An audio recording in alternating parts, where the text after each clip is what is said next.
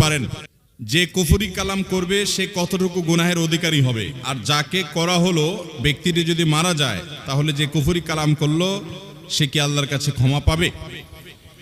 কুফরি কালাম করা, black magic বা জাদু করা, খুনকার বা কবিরাজের কাছে গিয়ে কোনো মানুষকে ক্ষতি করার জন্য জাদু টোনা করা, এটি আমাদের সমাজে আজ ব্যাপক আকার ধারণ করেছে।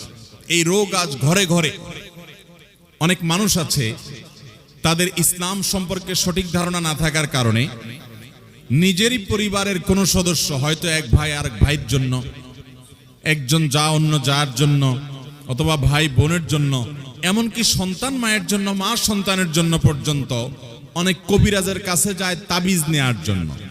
এই তাবিজ এবং এই জাদু বান্টনার জন্য যে যায়, সেখানে কখনো কখনো যায় আপোষের জন্য।